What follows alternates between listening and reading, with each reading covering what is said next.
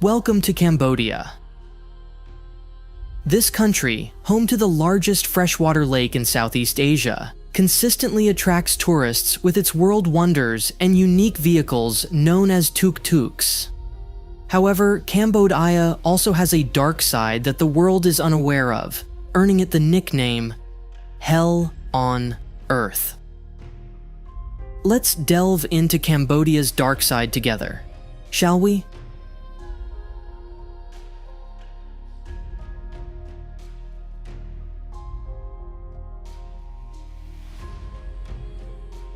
To this day, Cambodia remains a constitutional monarchy, officially known as the Kingdom of Cambodia.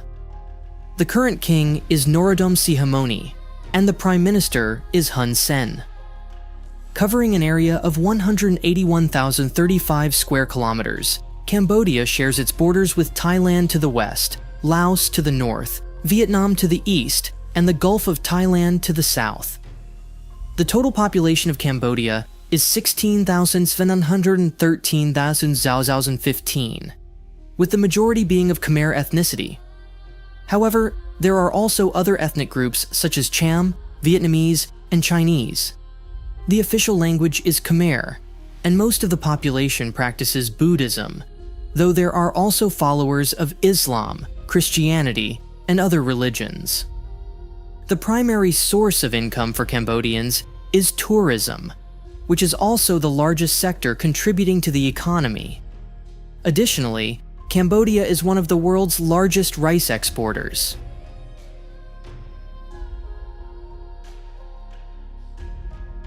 Here's another one for you. In our country, having intimate relations outside of marriage is strictly forbidden. But in Cambodia, it's quite the opposite. Parents there actually prepare a place called the Love Hut, so that their daughters can try out a so-called Bella Duran with a man before getting married.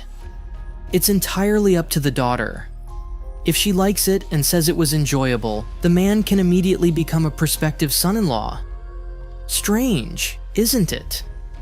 However, this is actually a tradition of just one tribe in Cambodia, the Kriung tribe.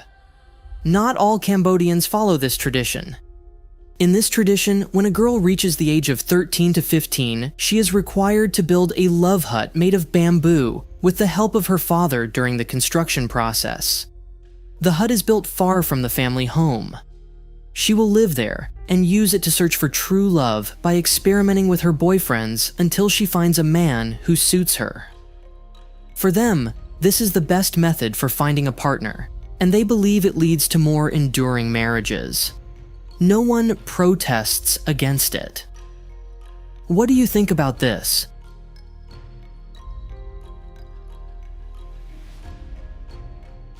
Unfortunately, Cambodia remains the poorest country in Southeast Asia, with a GDP ranking of 110 out of 195 countries and a total GDP of only $28 billion.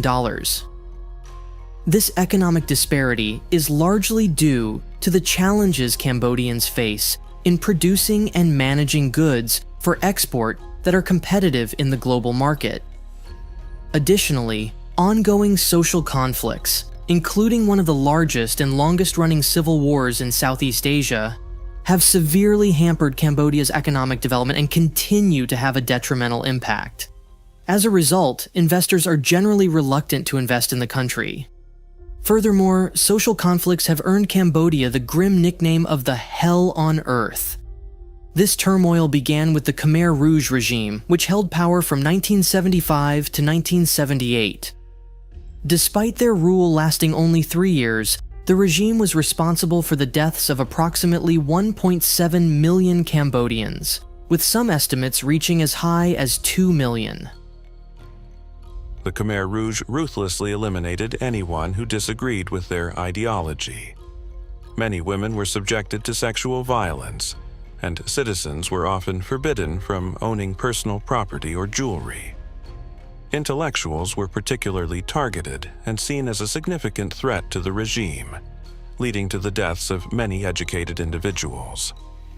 In their paranoia, the Khmer Rouge even repurposed schools into prisons to prevent intellectual growth. This oppressive regime's actions explain why Cambodia is often referred to as Hell on Earth.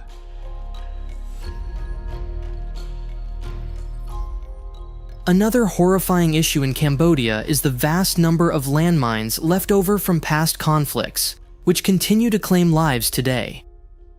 It's estimated that there are around 6 million landmines scattered throughout the country. It's shocking, isn't it? Cambodia's extensive experience with warfare is a significant reason for this problem. The Cambodian Civil War, which lasted for 8 years, 1 month, and 6 days, from March 11, 1967 to April 17, 1975, was a major conflict. This war saw the Communist Party of Kampuchea allied with the Democratic Republic of Vietnam, North Vietnam, and the Viet Cong, battling the government forces of the Kingdom of Cambodia. After October 1970, these forces became the Khmer Republic, supported by the United States and the Republic of Vietnam, South Vietnam. Following this, there was the Cambodian-Vietnamese War, which spanned from December 25, 1978 to September 1989. This conflict began with Vietnam's invasion and occupation of Cambodia, leading to the ousting of the Khmer Rouge regime and the end of the Cambodian genocide.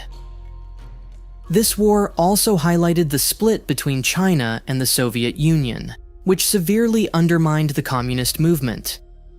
The Communist Party of Vietnam aligned itself with the Soviet Union, while the Communist Party of Cambodia remained loyal to the People's Republic of China. It's no wonder that these two wars left behind so many landmines. One fascinating aspect of Cambodia's efforts to address this issue is the government's use of trained rats to detect landmines. These rats undergo a year of training and receive certification to identify the chemical compounds and explosives, allowing them to locate landmines more quickly. When they detect explosive materials, they scratch the surface to signal humans. One of the most famous of these rats was Magawa. Born and raised in Tanzania, Magawa weighed 1.2 kilograms and was 70 centimeters long, making him much larger than many other rat species. Despite his size, he was light and small enough to avoid detonating the landmines as he walked over them.